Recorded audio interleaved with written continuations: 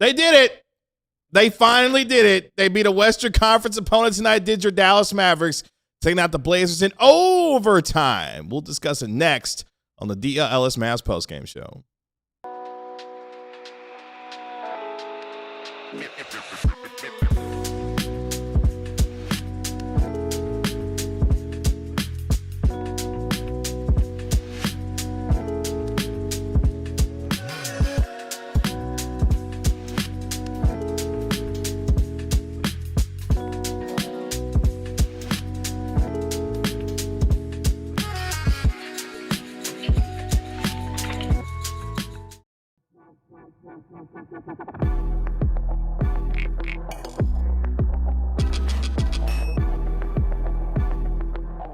Welcome to the DLLS Mavs post-game show powered by Game Time and Michelob Ultra. Download the Game Time app, create an account, and use code DLLS for $20 off your first purchase. And Michelob Ultra, official beer sponsor of the NBA. Kevin Gray alongside our DLLS Mavs analyst, Bobby Carella. We are DLLS Mavs, your favorite guys, coming your favorite team, especially when they get their first win of the season against a Western Conference opponent as the Mavericks take out the Blazers in overtime, 138-133, as the Mavericks finish their homestand and get a win as they get ready to play the Minnesota Timberwolves on the second night of a back-to-back tomorrow night. We will break it all down here for you over the course of the next hour. Appreciate you joining us here on DLLS Sports. Our DLLS Mavs beat writer Harrod Jr. and our national NBA insider Marc Stein will be joining us later on in the program to provide their thoughts and perspective. And Marc Stein with some fresh reporting on the potential GM search for the Dallas Mavericks that you do not want to miss. So make sure you tell your friends and family to get in here because Stein's got a lot to talk about in tonight's postgame show. But Bobby Carell, the Dallas Mavericks, who were 0-3 on this current four-game homestand, get a morale boost with a win tonight. Cooper Flagg, big in the second half and in overtime. A perfect overtime helps the Mavericks get a win, a much-needed one, and their first against a West opponent. They needed a win, man. You know, they've been playing competitive basketball, well, competitive within the context of the game, right? They've been in so many games this season, league high in terms of number of clutch games played. I think tonight was their 11th. They went to double OT the other night and lost that one. So it really feels like this game is kind of like justice for losing the other night. I felt like maybe they should have beat the Clippers, whereas tonight maybe the Blazers should have won this game. But hey, it all works out in the end. And the Mavs come out on top. And I think that, you know, them getting a win is just important for vibe, morale, all of that stuff. You know, they've been playing really energetic basketball. And Coop has been making strides, especially late in games over the last week or so. And for it to just be another tough loss would be just such a deflating thing. It's a very long season. They might lose 55 games. They might only lose 40 games or fewer. Who knows? But what you don't want them to lose is like that drive, you know, because I think that is going to have to be kind of the identity. That's what I want to be the identity of the Cooper Flagg Dallas Mavericks, is just manic, chaotic, competitive freak energy, you know, and Coop has that. Moussa Cissé has that. Another great game for him, and the rest of the team followed suit. A Mavericks team that had 7 guys in double figures tonight, as Cooper Flagg, PJ Washington, each with 21 points on tonight's game. Daniel Gafford, give him a ton of credit. Daniel Gafford, 20 points in 31 minutes, clearly playing on a bad ankle, gave everything that he had, and then some big block shots down the stretch, as the Mavericks as a team tonight blocked 9 shots in total. And Brandon Williams chipped in tonight. He also had 15 points in this game. Big night for Klay Thompson as well. 19 points, really gave them a nice spark off the bench in the first half, knocking down some three-pointers, starting to flourish in the bench role for the Dallas Mavericks as they were able to play their second consecutive overtime game, double overtime on Friday against the Clippers, overtime tonight. It took the extra period. In fact, check this out, 35 combined points in the overtime period as the Mavericks outscored the Blazers 20-15 in the overtime period, going a perfect 7 of 7 from the field. Blazers were led by Shaedon Sharpe. He had 36 points on, check this out, 32 shots tonight for the Portland Trail Blazers. Denny Avdia, who had a chance to win it at the buzzer in regulation, took the goofiest. I mean, he did. He took a goofy step back three-pointer trying to go full Dame time. It's horrible. On the Dallas Mavericks. He finished the game with 29 points, eventually fouling out in tonight's game as well. But it was a fun game in a lot of ways. You mentioned the morale boost that this team needed.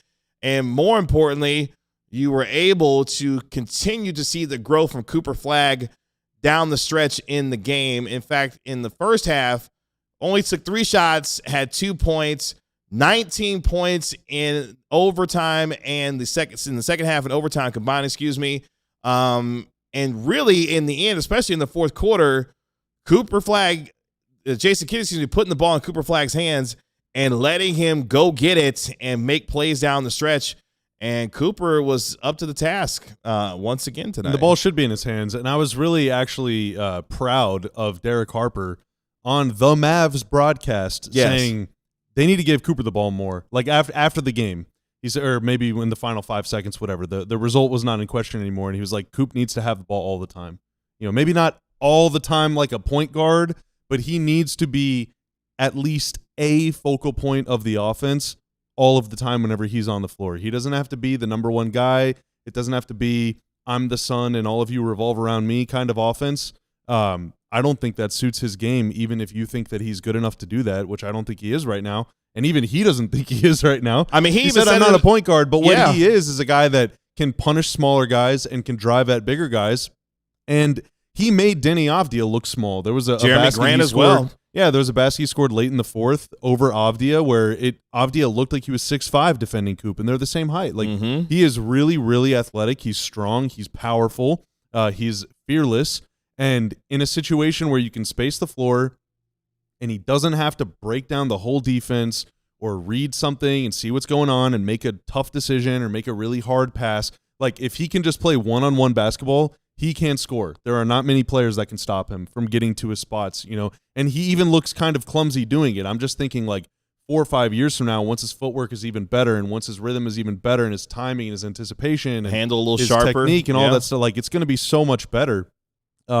And tonight, you know, we saw the results of that. The first half, he took 3 shots. That's right. Yuck. Ugh. Yeah. In the second half, and especially in the fourth quarter and overtime, he was a huge part of this thing. Now, Kevin, a little trivia. All right. Well, it's not really trivia. It's just a stat. All right. 20 points, 8 rebounds, a block, and a steal. Okay. 4th 20-point game, by the way, this season for Cooper Flagg already. Coop has recorded that stat line 3 times. Okay. 20 points, 8 rebounds, a block, and a steal. The rest of the NBA combined, the whole history of the league, 18-year-olds have done that 3 times. Once by Bill Willoughby, once by Tracy McGrady, once by LeBron James. Okay?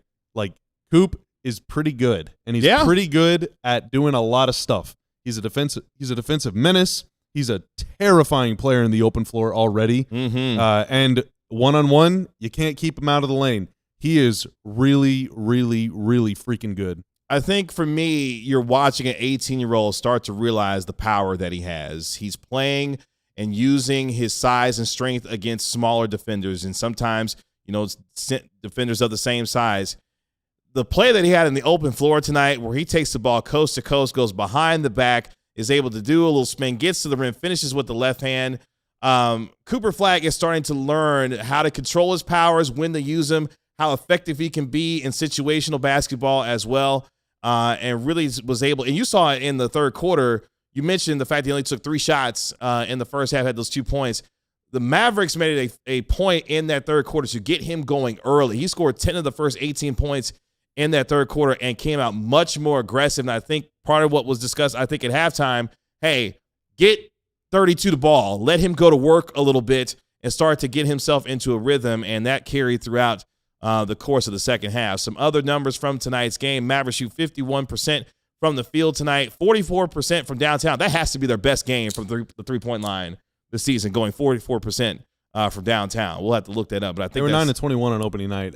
I think that might be, I don't know. That might not be better. 44 might be better. I think 9 of 21 is 42.9%, but it's just math. It's one of their top 2 3-point shooting games. It has to be so far this season. Blazers shot 41% overall from the field, 30% from 3. Out-rebounded were the Mavericks 53-47. The Mavericks were able to cut down on the turnovers, especially in the second half. In the first quarter, at one point, they had 7 turnovers in about a 4 or 5 minute span in the first quarter. They cut down on that and was able to really control the ball in the second half and finish the game with 9 blocks as well. Let's get to one of your super chats already here on the DLLS Mavs post-game show. Javier Ramirez with the $4.99 super chat. This team is trying so hard to prove Nico right. Is DLLS here for it? Or are we starting to sound the lively alarm? Definitely not. Fouled out in 12 minutes. Hashtag Team Tank. There's no lively alarm. I thought he looked good the other night. Tonight, maybe less so. Such is life for a 21-year-old big man who is still trying to kind of work his way back up to full speed. That's the propaganda. I'm not saying anything more about that. Fourth quarter and overtime, another huge stat, Kevin. Only 5 Blazers second chance points. They had 27 second chance points through the first 3 quarters. That team is horrific to watch on offense. Now, Drew was out tonight, so I think that he is a little bit of a steadying presence. He's a good shooter, way better than most of the players in their starting lineup, and also can handle the ball. And can pass and can make things happen off the bounce that other guys just can't do. But, man, they just stand around and just lay bricks, and they go get them. They're a great offensive rebounding team, but they are not good. They're not a good shooting team. They're not good with the ball in their hands. That's going to be a rough watch for them for most of the year, I think. Yeah, at points, Donovan Clingan, the Blazers big man, was just dominating on the offensive boards. Every time you turn around, he's collecting another offensive rebound, which is something that the Blazers do. They came into tonight top 10 in the NBA, averaging 14 offensive boards per game, and they lived up to the billing. In a lot of ways, it felt like the Rockets from last year. Just throw the ball up at the rim and go get offensive rebounds, go get second chance points. Mavericks actually been pretty good against teams allowing second chance points this year, but the Blazers had over 30 second chance points in tonight's game, unfortunately. But the Mavericks were able to overcome all of that to be able to win in tonight's game. I do want to go back to the super chat real quick. The point about the Mavs trying to prove Nico right, and that might be a joke, it might not be, but I'm sure that there is some sort of chip on the players' shoulders right now. And I'm sure also it probably feels really good that the crowd is back into it and that the fans kind of have this renewed sense. Like everyone, I think, feels kind of new and a little more excited. The arena seemed a little louder tonight than it had. The energy was there. You could tell, yeah. I think it's just it's just like a weight off everyone's shoulders. But I do think that the players are at least carrying around a little bit of Also, I think they're staring down. They're 3-10. Like they don't want this to be a really long year. Sure. I think that they have a lot of motivations.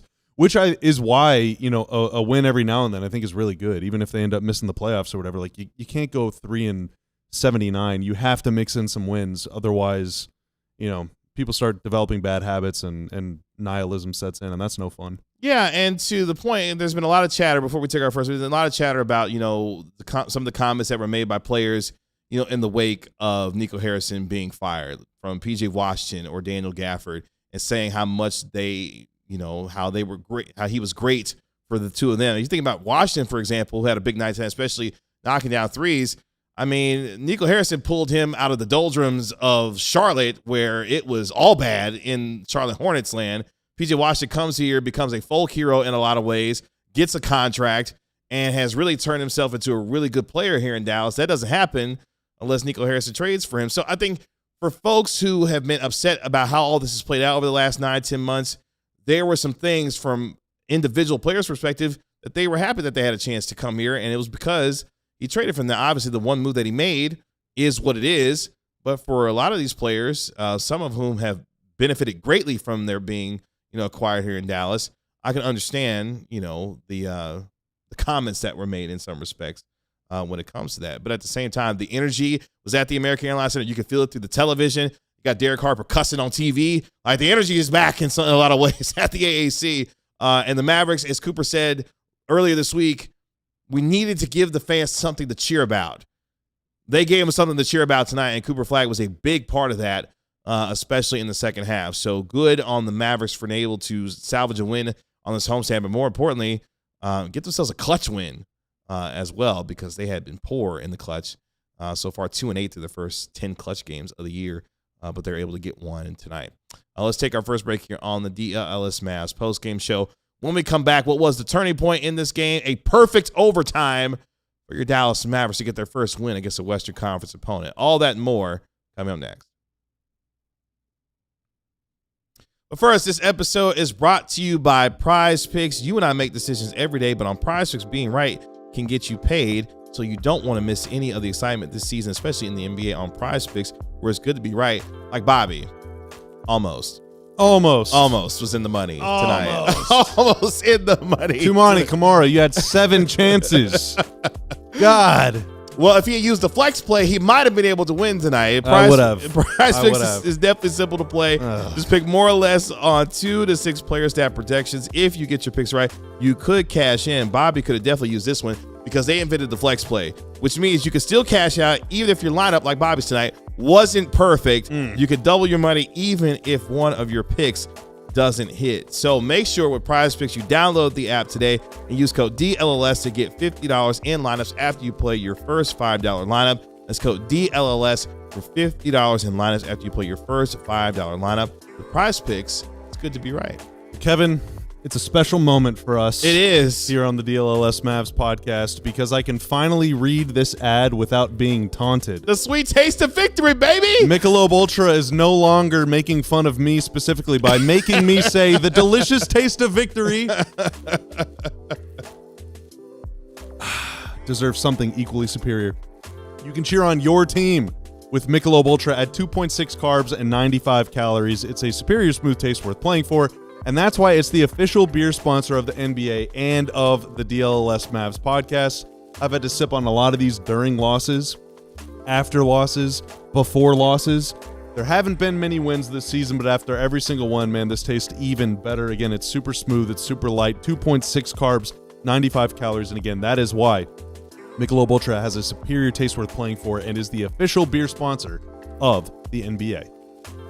Mavericks get it done at the AAC tonight, 138-133 over the Portland Trailblazers. Mavericks improve to 4-10 on the season, get their 3rd win of the season at the AAC, finishing their first 10 games at home 3-7. Now they get ready to go on the road to take on Anthony Edwards and the Minnesota Timberwolves. A tired Mavericks team will be headed to Minnesota tonight after playing a double overtime game on Friday and then playing an overtime game tonight.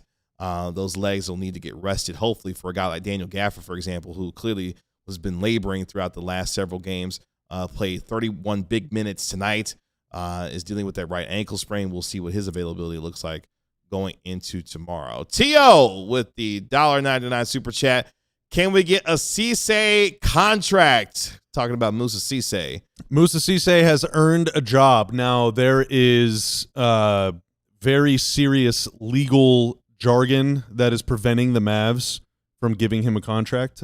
First off, they have 15 players under contract, like on real contracts, so they would have to clear a roster spot. Now, that's not too big of a deal, but they can't just cut someone and sign him. They don't have enough room under the second apron. They are hard capped at the second apron due to some other stuff that happened over the summer. They gave D'Angelo Russell the taxpayer mid-level exception, so that hard caps you at that first apron. Now, or at the second apron. Sorry. Oh, my gosh. They're way over the first apron. It's over. Okay. Now, they can shed salary via trade. That is the only way that they can sign Moussa Cissé or any other player until I think it's like January. The prorated minimum would allow them to do it, but then you're like in a situation like they were in last year where you could be just completely stuck with your roster playing 8 guys every night. So if they were to shed salary via trade, whether that's sending out more money than they bring back or whatever, they would also have to then clear a roster spot. So if you could trade 3 guys for 2 or 2 guys for 1 or 1 guy for nothing, then you can do it. But they do have to clear money and a roster spot. But in my opinion, he has deserved a contract for a while now, and he definitely feel like has earned one these last couple games. He's been really, really good. It's clear that J-Kid trusts him at least enough to put him out there in some high leverage situations. And look, if they don't sign him to a deal, then someone probably will at the end of the year because he's earned it. He's a good looking player out there, man. Yeah. Moussa Cissé, high energy player, helped the Mavericks tonight get 9 blocks as a team. And he has become a fan favorite here in Dallas. Jason Kidd has some really nice things to say about Moussa Cissé earlier this week.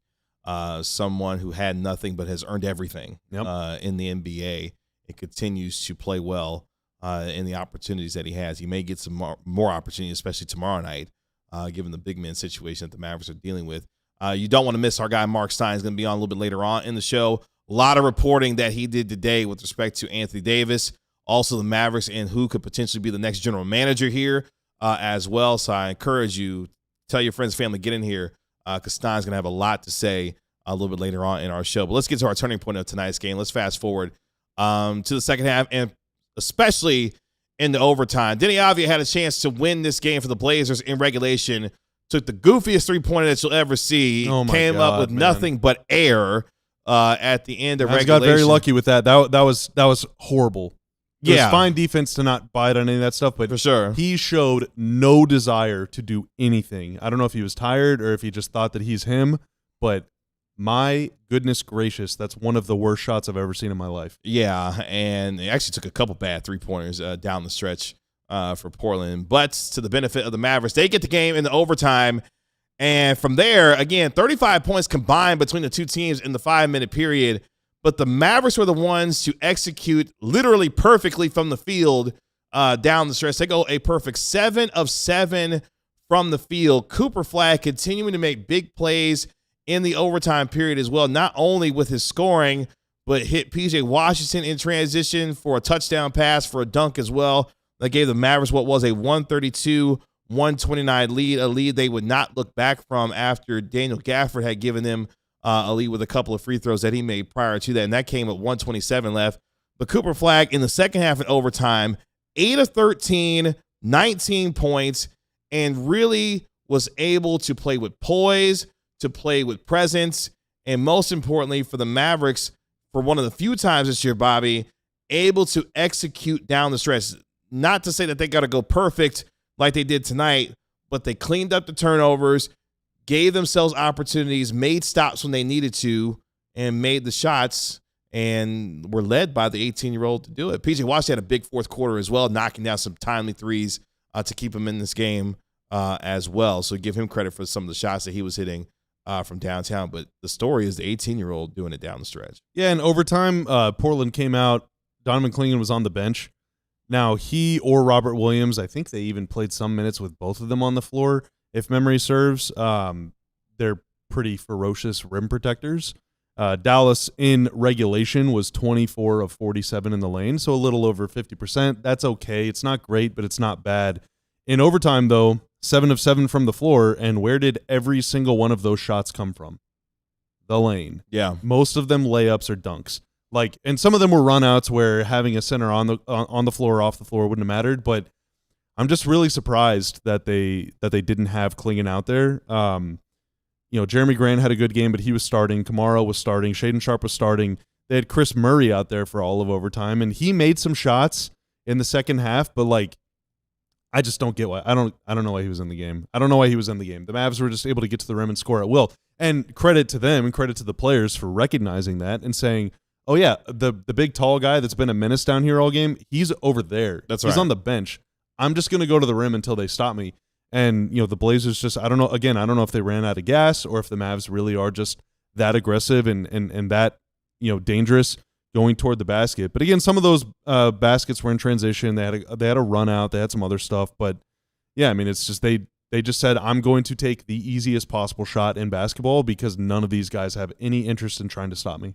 Make sure you like, comment, and subscribe while you're here at DLLS Sports as well as you're in here in our post-game show. P.J. Washington tonight went 7 of 16 from the field. The 5 of the 7 shots he made came from downtown, going 5 of 7 from distance tonight with the 21 points that he had, getting 7 rebounds as well. Had a bunch of turnovers in the first quarter, but cleaned that up for the rest of the game as well. And you got contributions from a lot of different guys. I think that's one of my biggest takeaways from tonight is not only did you have 7 guys in double figures, but you had a lot of guys making a lot of different plays down the stretch. You got a little bit of everything from everyone tonight, whether it was block shots from guys like Daniel Gafford, who in this game was able to get you a couple of block shots. In fact, the Mavericks had 4 guys with at least 2 blocks tonight against the Portland Trail Blazers. So team defense at crucial times as well. But tonight, we talk about how it's a make or miss league.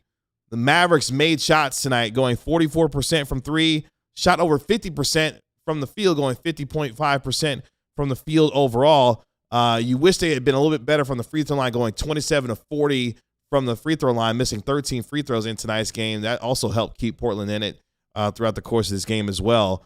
But when you finally made some shots and you were able to get timely stops, that can help you win. This team came into tonight with the number 4 defensive rating in the NBA. Of course, still bottom 3 in terms of offensive rating and overall points per game. But this is the kind of thing that the Mavericks are hoping to see and turn a corner a little bit with some shot making. And it really helped them tonight keep up with a team in the Portland Trail Blazers, who's one of the best teams, one of the top 2 teams in pace this year. They love to get up and down the floor. The Mavericks were able to keep up in a number of ways, but most importantly, shots started to fall when they needed to, especially in the overtime period. Yeah, and I just can't help but keep belaboring this point. So much changed with the offense once they actually put a point guard on the floor. Yes. For 48 minutes a game. The Mavs are able to just play much faster, much more responsibly with the ball. Now, granted, D'Lo and Brandon Williams have both had stretches, sometimes in the same game, both of them, where they're not playing very well or they're being a little reckless or making bad choices or whatever. But that's going to happen. That is the nature of the beast. But with a point guard out there, it allows everyone else to just try and get open because they know that there's a guy on the floor that will pass them the ball. Yes. And that can see it happening. And so Clay is just getting really good looks. Now he's coming off the bench, and so there is that to factor into the equation, but he's getting good looks and he's being aggressive. Right now, there is a point guard on the floor at all times, and so everyone can just look for their spots and look for the ball and then take the shot. Like, no one has to think. You can just go out there and play. It is just, I cannot believe that they played as long as they did without a point guard, but it has definitely had a huge benefit, I think, made a huge positive impact on the offense these last 5 or 6 games. Now, the Mavs still have a pretty bad offense relative to the rest of the NBA right now, but it's not nearly as bad as it was. So these last, 4 or 5 games have just been night and day difference, in my opinion. And you know who's been the biggest beneficiary of all that? The 18-year-old. Cooper Flagg has been the biggest beneficiary of that. He even talked about the idea that, hey, I might not have been ready to play the point guard position. Now being taken off the ball and allowed to play in space with a point guard, a quote-unquote traditional point guard on the floor, if you will, offense has become a lot easier. He's able to focus on getting downhill, getting to his spots, using his physicality and athleticism to be able to get to the places where he can get to on the floor and be able to hit, whether it be floaters in the mid-range, being able to finish out in the open floor, and not have to worry about running the offense and thinking about how to get other guys involved. He can simply be a secondary playmaker and creator, but most importantly, he can focus on going to get his offense and his point guards putting him in the spots to where he can take advantage of the skill set that he has as he continues to grow and develop his game. So, yeah, the first 6-7 games with him playing at the point guard position, starting there, it didn't make a lot of sense then. It doesn't make a lot of sense now that we've looked back on it. But he has been much better in getting to the areas on the floor where he's comfortable to make plays happen for himself and for his teammates, honestly, in those areas. Yeah, it's not just about, it's about all these players. That's the thing. Like, you're either trying to win or you're trying to build up all these guys' value so that you can trade them. Mm-hmm. You know, like that's the 2 paths in the NBA is either we're going to win games or I'm going to get back more for this guy than I gave up to get him. Like that is ultimately the end all be all. Obviously, developing Cooper Flagg is the number 1 most important thing for this franchise right now, but everyone else not sucking completely awfully bad all the time is priority number 2, 3, 4, all the way through 15. Coming into tonight's game, I haven't seen the number yet. They haven't added it on Second Spectrum, but quantified shot quality, it's basically a numeric estimation of the value of your shots, right? Are you getting good shots or bad shots on a scale of 0 to 100? 6 of the Mavs' 8 best quantified shot quality games have come in the month of November. That was whenever they made the change. D'Angelo How Russell about starting, that? Or then Brandon Williams starting. The only one that didn't was against Toronto. Toronto looked terrible that night. They've actually ended up turning the corner. They're having a good season. Mm-hmm. So 7 of your top 8, my apologies, and 8 of your top 9 games have come since the lineup change. Like, we're not reinventing the wheel here, dude. Like, this is pretty simple stuff, I think. It's pretty simple stuff. Yeah, having him play out of position to start the year is something that I don't understand what the logic was. I mean, they've explained it to the idea of, hey, getting him on ball reps to be able to learn how to control and run an offense will make him better down the road. We saw how poorly that went to start off. It's not just Coop, it's literally everyone. Yeah, it's for sure. Everyone on the whole team. Yeah, and the team has played. It also helps that AD has been out. There's just people are getting better shots. I mean, it's the honest truth, man. You have two bigs out there, every single shot is going to be stinky. But whenever you have space, you get good. Yeah, good the spacing's better for sure. And the number that I love that Tanner has up here: 21 points, 8 rebounds, 5 assists for Cooper Flagg, 1 steal, 2 blocks, 0 turnovers for the 18-year-old. When you protect the ball, you give yourself opportunities to get buckets. The Mavericks did that tonight and get the win 138-133. Let's take our next break here on the DLLS Mavs postgame show. When we come back, we welcome in our DLLS Mavs beat writer, Harrod Jr., live from the American Airlines Center. Later on, our national NBA insider, Marc Stein. You don't want to miss that. He's got some terrific reporting when it comes to the Mavericks. All that and more coming up next. I was reaching over to get my hat. Your hair. You got to show off the hair. For most people, it takes a really long time to grow a mullet. For me, it took about 5 seconds. It is one thing to support long-term growth. It's another, though, to go out and celebrate it. Thanks to all the amazing Dallas Stars fans who embraced long-term growth in all its feathered glory at the Main Street pop-up branch from PNC. It was the ultimate celebration of PNC's reliable, responsible approach to long-term financial planning, told through the lens of another amazing long-term investment. Epic hockey hair. You can see it right there. At the Main Street branch, fans had the chance to pick up their own Dallas Stars hockey hair hat, a limited edition Stars hat with epic hockey hair flowing out the back. We got another one over there. It's like big and poofy and curly. It's like dark brown or black hair. It's looking great. I might just take that home with me. I think Jeff Kavanaugh took the other one home. It was a reminder that the best things, whether it's a legendary flow or a strong financial plan, come to those who are patient and committed to the long run. If you look good like Bobby and you feel good, you want to show it off, and you can do so with Branded Bills premium headwear and apparel. Whether you need snapbacks, truckers, fitteds, beanies, or tees, Branded Bills has you covered with performance and style. If you're looking for some gear to make your brand stand apart from the crowd, Branded Bills has you covered with the best custom headwear. You can start your order today, and your dedicated team will help you create the exact custom apparel that you need and love. They also have a partnership with 40 colleges as a part of their campus collection, including TCU for GM Ben, Texas Tech, and Texas as well. So if you want to head to brandedbills.com, do so today. Head to brandedbills.com and use code BBDLLS for 15% off your first order. Again, that's BBDLLS for 15% off your first order with Branded Bills at brandedbills.com. Branded Bills premium headwear and apparel today. Appreciate all of you hanging out with us here. Nearly 500 of you watching us live now on our post-game show. With 500 folks watching us live, I need 500 likes. So please like the video while you are here as well, as the Mavericks find a way to get it done by any means necessary, Derek Harper. 138-133 tonight to get their first win over a Western Conference opponent this season as they beat the Portland Trail Blazers. They're on the road tomorrow night on the second night of a back-to-back when they take on the Minnesota Timberwolves. Let's go out to the American Airlines Center right now and welcome in our DLLS Mavs beat writer. He knows sports. His name is Harrod Jr. Ron, what's going on? Doing good. The Mavericks win. The Mavericks did win. They used a perfect overtime to do it. The 18-year-old was big down the stretch. Some timely three-point shooting for P.J. Washington as well. The Mavericks shoot 44% from the three-point line, over 50% from the field. This team made shots, but more importantly, they got themselves a clutch win and able to get it done tonight.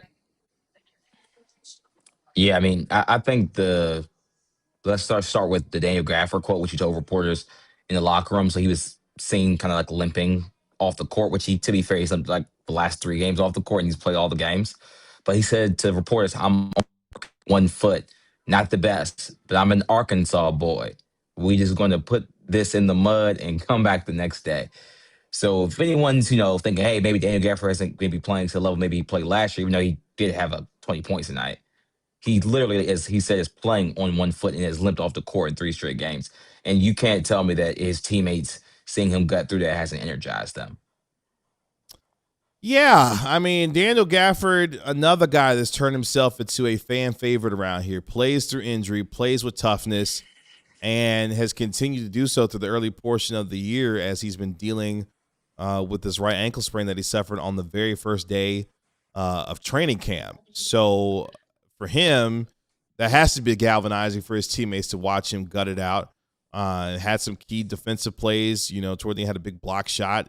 I believe that was Shaedon Sharpe who tried to, put one on his head, and he's like not having it. So yeah, I love Gafford. He's a good dude, and he plays a good player, and he's tough as nails. I'm sure his teammates love him for that. What else did Jason Kidd have to say post game as well? Yeah, well, he talked about Cooper Flagg. He says that he loves his patience. He says it's probably one of his strongest points. He said he knows that a lot of people kind of want him to take more shots, even if they're not even necessarily good shots. But he said he just plays the game the right way. He kind of said that all season. He keeps saying that Cooper Flagg plays the right way. Cooper Flagg plays the right way. I think a lot of fans want to see Cooper Flagg take 25 shots in the game. But it is what Jason Kidd is saying is that unless those are the best shots for the team, he most likely won't be taking those shots. So I think Jason Kidd has kind of emphasized that in multiple post and pre games this season. He also talked about Derek Lively, who did foul out, I think after playing, I think it was 12 minutes in the game. He had 6 fouls. He said Lively is trying to, get in rhythm, but he thought that his energy was good. Just PJ Washington. He said he was just enamored with PJ Washington. I asked him about the big 3-point shots because PJ Washington was only shooting under 25% from 3 entering this game. He says he just always works on that. His teammates trust him, and they went to him tonight. While on the other end, he was having to guard, the Denny's and the Jeremiah Grants, and even some Shaedon Sharpe on some switches. So he was impressed with his kind of two-way impact, even if those players were able to get off. Yeah, PJ Washington providing a spark with his big-time three-point shooting in the fourth quarter. And knocked down 5 threes tonight, which is something this team needed from an offensive standpoint. Klay Thompson giving them a nice lift off the bench once again. His three-point shot coming around here over the last few games as well. So the Mavericks have struggled shooting the ball so far earlier on this year. Excuse me. And they found a way to make shots tonight as well. What did you think about Cooper Flagg and his performance down the stretch, especially in the second half? You started to mention it. Only took 3 shots in the first half, had 2 points. But really, I thought in the third quarter, the Mavericks came out and made it a point to get him involved and aggressive early on, and just carried throughout the rest of the second half and into overtime. I mean, Cooper Flagg is already one of the best, just like bully ball wing guys in the league. When he has the ball in his hand, he can just get downhill in the half court. That's how he's going to be able to get his buckets. The Mavs don't have a lot of half court scores, and he is one of them that can get to his shot. And I know that in the regulation, he did miss that mid-range shot, but I keep saying it. I thought it was a good look. He had a smaller defender on him. He got an open kind of fadeaway jumper. Now, I think Bobby would tell you maybe his feet weren't in the best position. But overall, I thought that he got another good look even there, just kind of being able to bully his way and get a good shot attempt. I think that he's literally improved every game. His improvement has been pretty linear, which is pretty rare for players. This is not 2K where you can just add an overall every single game. It's rare that players can just continuously stack good days. And Flagg just keeps doing whatever the team needs. If they need a big 3, he'll make a 3. They need him to guard the team's best offensive player, Denny Avdia, in this game. He'll go on Denny. He'll rebound the ball. He had the huge, this crazy play as an 18-year-old to catch the rebound. Immediately, your head turns down court like he's Kevin Love, throws the outlet pass to PJ Washington. The Mavs then, PJ Washington makes the dunk. The Mavs extend the lead. It was a huge play in overtime, and it helped the Mavs win the game. And it just shows you where his IQ already is at 18. And maybe, in 4 or 5 years, we'll see him have like a Denny Avdia type impact, who's a player I think that has a lot of Cooper Flagg traits. You saw what Denny was able to do with getting to the rim, passing the ball, rebounding it, and defending. Cooper Flagg is going to be a better version of Denny Avdia, and Denny Avdia might make the All-Star game this year. Hey, Ron, did Kidd or anyone else say anything? I know you mentioned Gafford's injury. About Gafford and or Derek Lively being available tomorrow or not? He didn't comment on that. He actually got I wouldn't say he was mad, but he got a little feisty when Mike Curtis asked about Daniel Gafford update. Oh yeah? So he said, What did he say? He said, "Hey, the game just ended, man. I don't I'm not sure, but I mean, this is Jason Kidd, everybody. He's not like being mean to a specific person. He just, when you ask about injuries, he gets very upset. So you have to still do your job as a reporter. But no, he did not give an update, sadly. Okay. Interesting. I mean, look, man, this is going to be a storyline for this team this season. Injuries, unfortunately, whether they go back to last year or the early part of this year, have really, taken a toll on the beginning of this season. And it was really unfortunate that Gafford suffered that ankle sprain at the beginning of training camp and has been trying to get right ever since. And with the situation with, Lively coming back from the knee sprain, just his second game back from the knee sprain. Obviously, we know the situation with Anthony Davis and the daily saga that's become now. Gafford is going to be dependent upon quite a bit, along with Moussa Cissé, to provide them some quality big man minutes. And we got to get the game counter going for Cissé here pretty soon, too, by the way. Yeah. The most. This is game number 14 of the year. He's been active for how many of those so far? I have no idea. I don't even know how to look at that. I think 12 off the top of my head, 11 or 12. He's played in 10 games. Yeah, it's double digits already. Okay, so 10 games played. He's probably active in maybe one or two more of those games. So, he's been active in all 14. He's playing again tomorrow. I don't think he was active in all 14. Oh, okay. I don't think he was active in some of these games. I don't think he was, but I'm not sure. For sure, not that Spurs game. I don't think. Oh, he played on opening night, Ron. How soon you forget? Yeah, so he's already smoked double digits of the 50 games on his two-way, and he's going to have to continue to play. I mean, tomorrow he's definitely going to have to continue to play with the injuries that the Mavericks big men are dealing with. So they're going to have to ration out his games as we get deeper into the season. I'm sorry? Sorry, I tried to swallow a burp and I did not succeed. Oh, okay. So yeah, Cissé is going to be a big part of this as far as the big man rotation is concerned, because they just don't have the requisite bodies to be able to protect the games that he has available. So that'll be another thing to watch as we get deeper into the season. And all Cissé does is provide. Literally, all he does is run, dunk, block shots, yell at the crowd, pound his chest. I mean, he's just the energy guy for the Dallas Mavericks off the bench. He just provides all of those like juices that the team needs. They seem to just to feed off of him. I think he's like playing like the perfect minute type of game for him. Like get him 14 minutes a game. Get him 15 minutes. And in those 15 minutes, he goes his absolute hardest. I do want to say something about Klay Thompson, though. Klay Thompson, again, we talked about just stacking games. He's now had 3 straight good games. He's made, I think it's 4 or more threes in now 3 straight games. I think when his role off the bench is fitting him perfectly, he does not have to play shooting guard, which he just can't do it anymore at 35 years old. Him being able to go to the 3, sometimes at the 4, and just these type of lineups on defense has really helped save his legs. It's clearly providing him the ability to make more 3-point shots. And this is the second game in a row. Him and Christie kind of have both, made a couple of threes. I asked Jason Kidd, like, how big is that for you all? And he said, it's huge, because we've seen when we're not making shots, it's hard. And so we're starting to make some shots, and we're starting to shoot the ball well. And I think that, he explained it, well as any Mavs fans would say. When Max Christie and Klay Thompson are not making threes, the offense is really bad. So when Klay and Max can make some threes, it really unlocks the offense. And then if you're getting PJ Washington making 4 or more threes, you're cooking with grease. So I think the Mavs had one of their better offensive games of the season. I'm not sure if this is their best, Bobby. What, offensive rating? Yeah. Toronto game probably shooting. Higher. Offensive rating. I don't know. Give me a second. Yeah, this is definitely one of their best 3-point shooting games of the season. If top 2, if not, it's number 1 for 3-point shooting. So it is their number 1. So it is their best 3-point shooting game. The eye test, everybody. The eye test doesn't fail us. And look, to finish the point on the second best offensive rating game. This is the second time all year their offensive rating has been higher than 110 in a game. Wow. Second time all year. Yeah. Yeah. Nasty.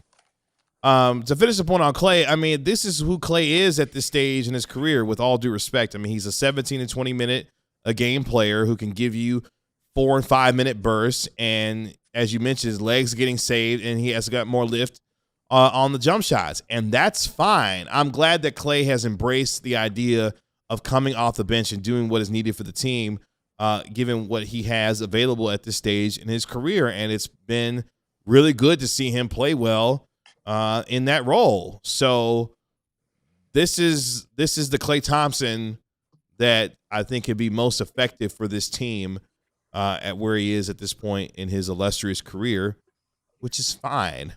That's more than fine for Klay at this point. So happy that he's playing well as of late because they need his three-point shooting desperately.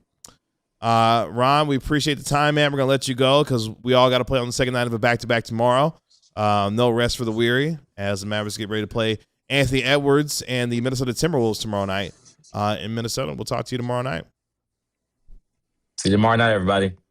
Bye, Ron. There he goes. You can find him on X at Ron No Sports, our DLLS Mavs beat writer here for DLLS Sports. Let's take our final break here on the DLLS Mavs postgame show. Tell your friends, tell your family to get in here right now. Marc Stein coming up next.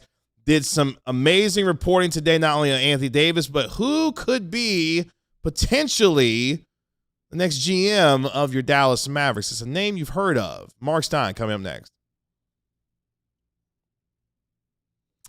But first, we want you to be part of our DLLS Sports family. The easiest way that you can do that is to like, comment, and subscribe here at DLLS Sports. The next way you can do it is to click that QR code that you see on your screen right now. I'm not going to try to pull a Bobby and point to because I might hit the... Oh, no. You can do it. The other side of my laptop. Yep, there it is right there.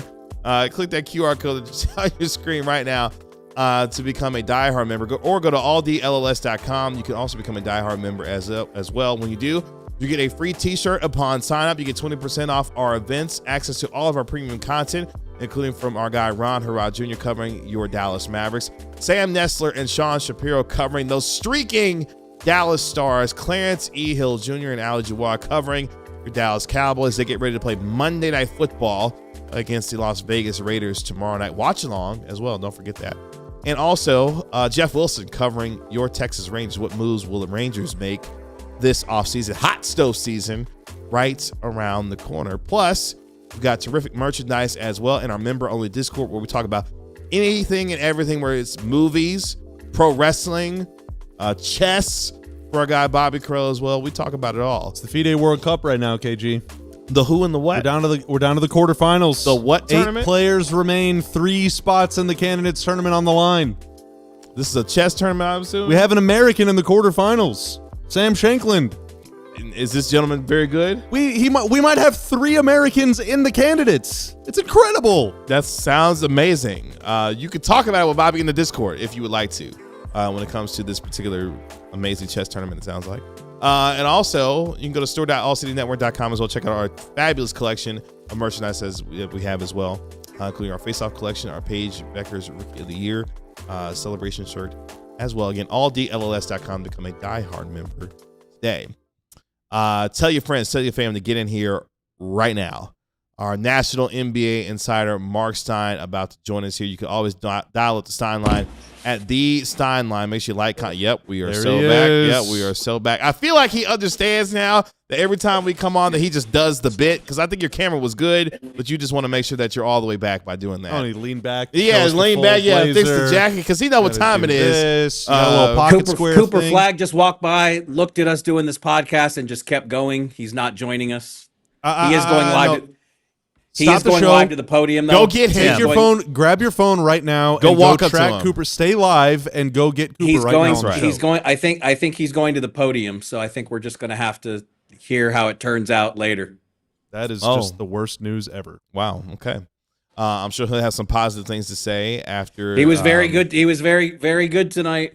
Yet again, he's been a monster to me all week. A source of solidity on and off the court. Well, let's get into that real quick. Yeah, the team has been going through it. This was a rough homestand, obviously. I thought he was great tonight. And again, you know, I think people are forgetting too that he's got stuff. I mean, the thumb injury, the shoulder injury, and he just keeps playing, keeps rolling. Was not involved in the offense in the first half. Came out very aggressive in the third quarter. And often, I think a lot of it, like, there's so little table setting around him. So like when he's not getting shots, I don't think that's all up to him. Well, he took advantage of his opportunities in the second half, particularly in the second half. It became a much more up and down game, and obviously that works to his favor. But I think he had in a very difficult week, he had a standout week to me. He did.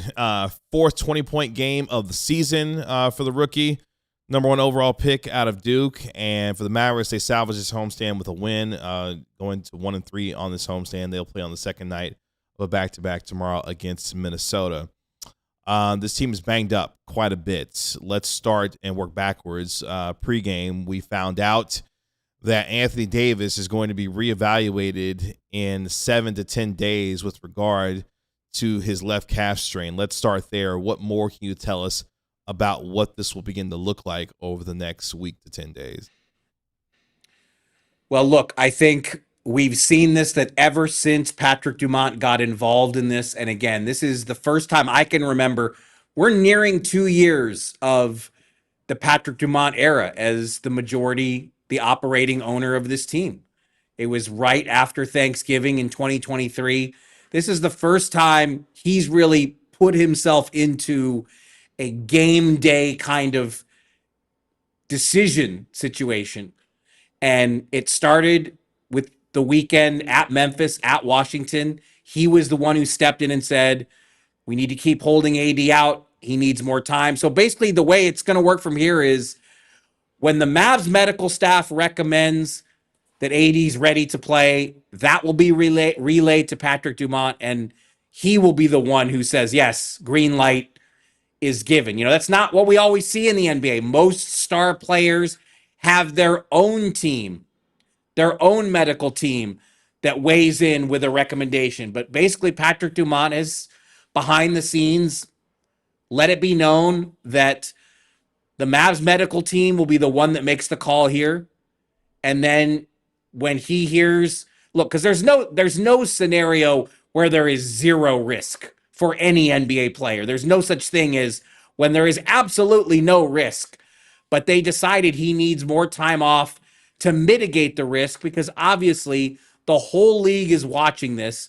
We're talking endlessly about, are the Mavericks going to be able to create a trade market for Anthony Davis? The only way that happens is if he comes back and stays on the floor, not come back and then have to exit again, because he's missed so much time as a Maverick. I don't remember it off the top of my head, but he's now played 14 out of almost 50 regular season games, 47, 48, wherever we are.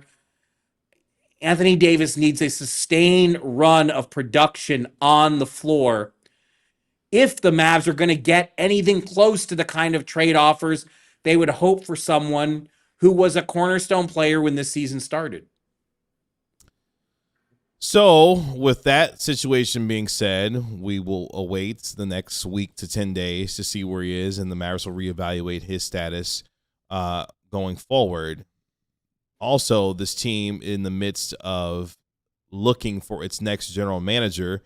It is Sunday, which means Sunday notes abound from the Stein line, and no shortage of that tonight with respect to where the Mavericks could be going with their general again, the search really has not yet begun. Like Patrick Dumont, the way it was told to me is, prudent and thorough. Those were the words that were relayed to me last week. And so they really haven't even started the search process.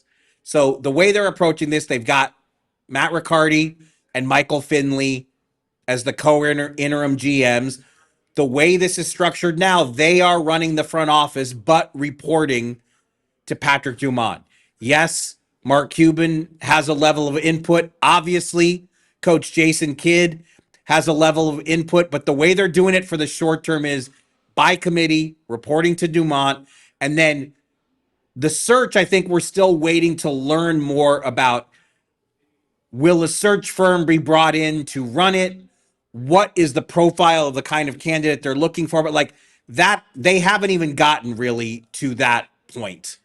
So, because honestly, I think there is so much pressing in the short term, and they really needed this win tonight, honestly. Like, on one hand, I think everybody's like, I'm sure a lot of people in chat and a lot of people in our circles on the show are already talking, draft position, tank, got to make sure they get a good pick because this is the last year they have a pick. But saying all that, you do need some wins on occasion for morale. And, again, long week, difficult week. I think an 0-4 homestand and then get right. Everybody's hustling to the airport as we speak to fly to Minneapolis. I think from that perspective, they really welcomed the win tonight. I love those flights on a back-to-back. You get on the plane, you got a warm meal ready for you, got a bunch of snacks. Oh, my God. It is the dream. I would be the first one on the plane if I could, Mark. How many of those did you get to do? I went on quite a few trips. I don't know the number of road games. Probably around somewhere between 50 and 100, I guess, somewhere in there. And you ate the post-game meal every time? Oh, I never missed a meal. I mean, especially in those days, Mark, I was balling on a budget. So any free food I could get, yeah, come on. Come on. Shrimp plate, steak. Everything. Couple PB&Js. The whole shebang. So, I'm sorry, who is then... what's the deal with Dennis Lindsay? Yeah, who's potentially interested in this job? Is Dennis Lindsay one of the people interested in this job, potentially? Yeah, but again, we don't have a full list of... We don't know how long of a list of candidates is going to be drawn up. Dennis Lindsay's name has been... We've known that he's going to be a candidate from the start, but I would say he's the only known candidate at this point. There will be other candidates, but again, they haven't emerged yet. So I know it's probably, it's clearly not the answer that you want because you guys have asked me now 3 times, but I don't think this is going to move that fast. There's not going to be a GM announcement next Wednesday. It's not going to go that quick. Can I stop you there and ask a question? Yeah. So if, maybe it's not an inevitability that the Mavs are going to trade AD or Clay or any of these guys, but if the Mavericks are seriously considering trading Anthony Davis before the trade deadline in 3 months, I'm asking as a dummy, I'm a layman, why would they do that without a GM? Wouldn't you want to find your GM or president of basketball operations or whatever before you do that? Or is that just something that they'll deal with after they trade a superstar? In a perfect world, yes. But I think what they're saying is they don't want to just rush and pick a GM in a month with that as the number one consideration because they believe that with Riccardi and Finley having been here for the last X amount of years, that they can execute that if necessary. And remember what I wrote right after this happened. I mean, within an hour of Nico Harrison being dismissed. Rich Paul, Anthony Davis's agent, and Patrick Dumont, the owner, they've already been building a relationship and a dialogue. So if it gets to the point that AD is flat out made available, I'm sure that Rich Paul's going to be involved in the process as well.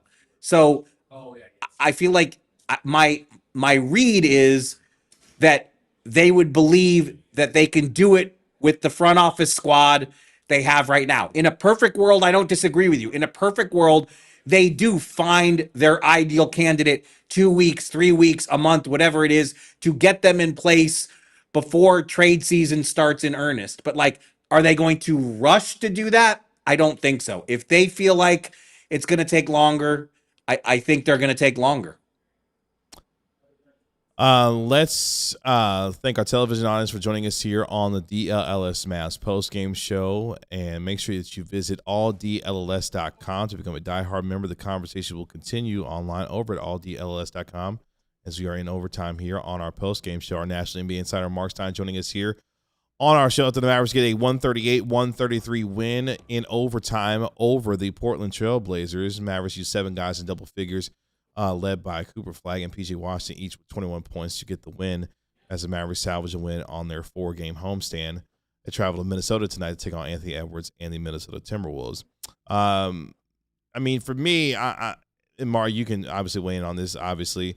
It seems like once you define a direction in terms of where you want to go with a potential general manager, that individual will help chart the course, define and chart the course of action next to be able to get this team in position to be able to make the right decisions about the future of what this begins to look like because of where they are from a financial standpoint, where they are from a draft capital standpoint as well. So while I agree that, yes, you want to be prudent and patient in terms of the search, you also have to have a sense of urgency balance with that because there's some real decisions that have real financial implications very quickly that they got to decide. And look, this is cards that they've dealt themselves. This is why Correct.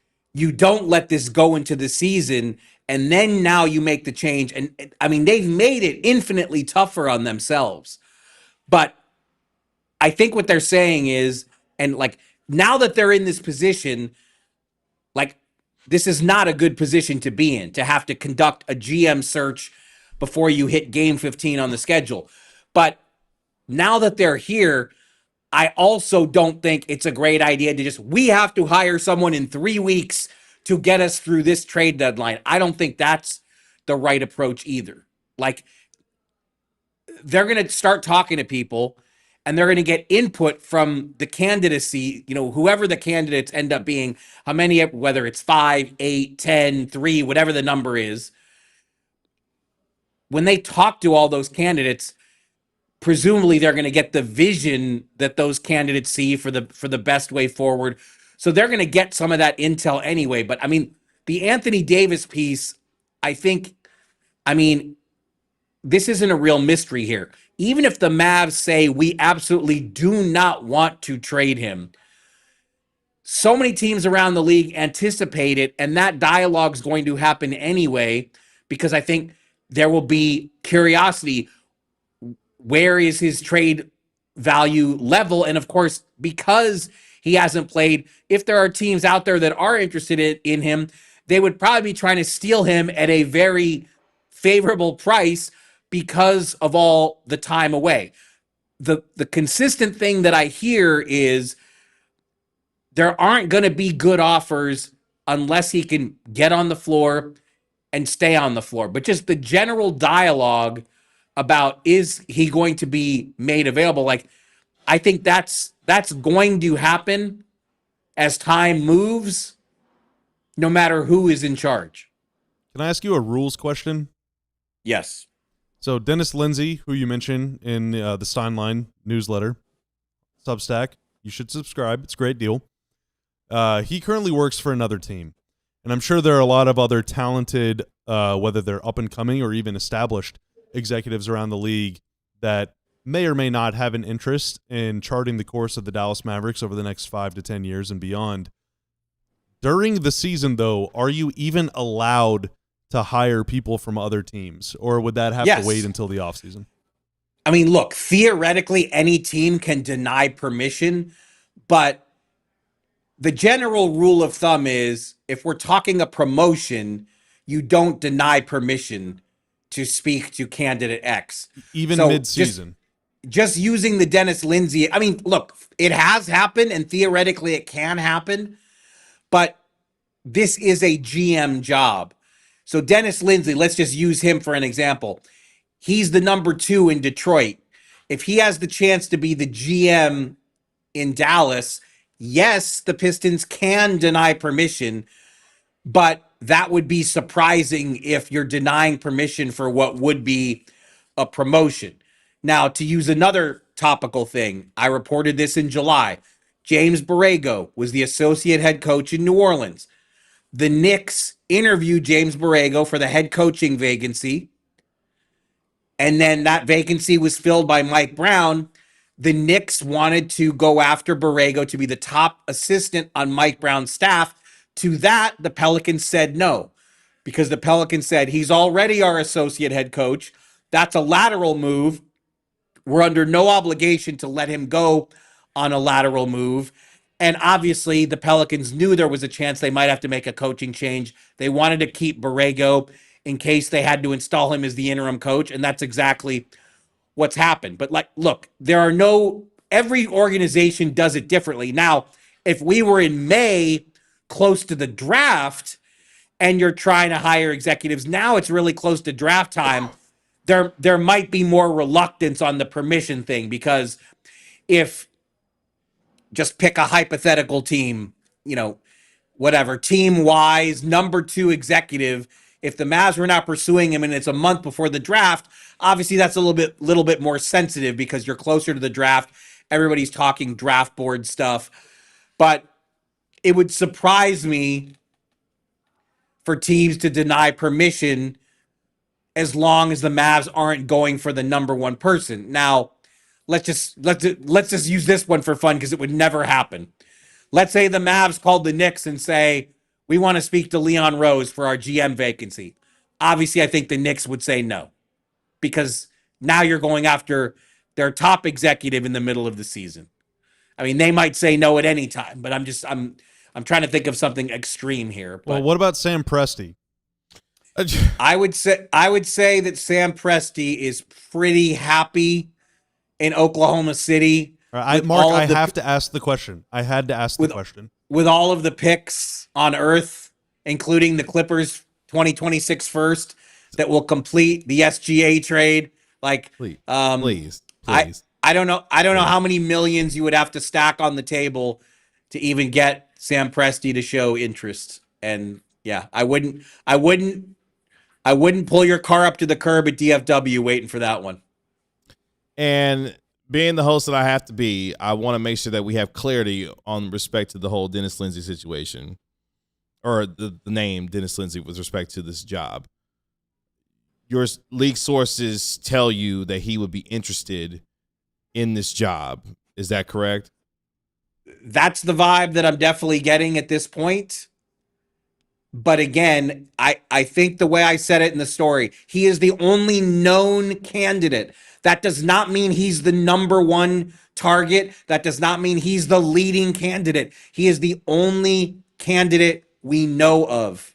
I'm sure other candidates are going to emerge unless the Mavericks just made a decision that would go against everything that we've been told to this point, that he's the guy and that's who we're going after. But that is not what is happening. Understood. I just wanted to make sure for clarity's sake that I hope I've spelled it out well. Yes, we wanted to make sure that you were properly aggregated, if that comes to be the case, when it comes to all of this. Anything else from your news and notes before we let you go? No, I want to know what is chat saying? What is chat asking? What is chat wondering?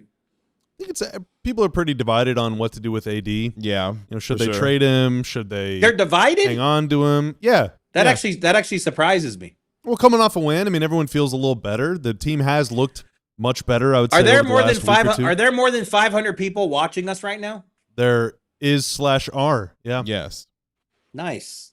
Yeah. Thanks, Scott. Thanks, everybody. People conflicted about, okay, should the Mavs try and pack it in? Should they try and make a run at it? What are the realistic outcomes? So after one win, it's like, hey, we can still sneak the 8th spot. Hey, things change quick in this league, Mark. You should know that by now. What's the did you do the math on what 4 and 10 starts mean? I didn't. I will whether it's 4 and 11. Let's check back in after tomorrow. Yeah, whether night. It's 4 and 11 or 5 and 10, I'll have a much better answer 24 hours from now. We'll check back in tomorrow night. So wait. Oh no, sorry.